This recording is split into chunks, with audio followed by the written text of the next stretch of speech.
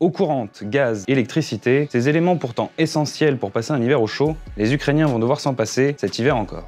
Bref, retour en arrière. Lors de l'arrivée des températures glaciales en fin d'année 2022, la Russie avait opté pour une tactique de terreur singulière en Ukraine. Elle consistait à cibler systématiquement les infrastructures énergétiques ukrainiennes. Les barrages hydrauliques, les centrales électriques, les raffineries, toutes ciblées à l'aide de drones kamikazes et de missiles. Et cette année, l'armée russe a d'ores et déjà repris cette tactique de bombardement ciblé. Malheureusement, ça va obliger les civils à sortir aussi de chez eux pour aller chercher du bois, pour aller accéder à l'eau potable. Sauf qu'avec l'hiver, vous imaginez, il y a de la neige, il y a de la glace qui va recouvrir les chemins, les lieux de passage, notamment des civils.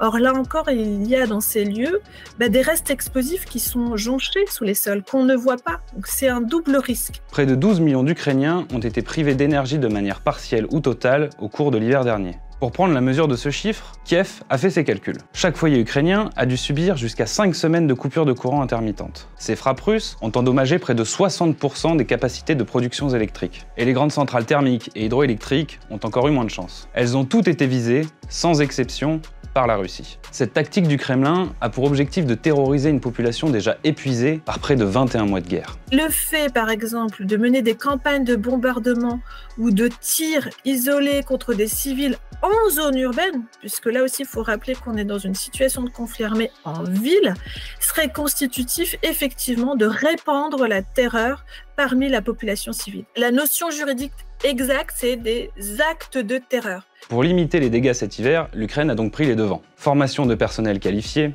réserve de charbon et surtout, livraison de systèmes de défense antiaérienne plus performants. L'hiver s'annonce crucial donc pour la suite du conflit, surtout que la contre-offensive ukrainienne lancée en juin est à la peine. L'Ukraine n'a avancé que de 17 km en l'espace de 5 mois.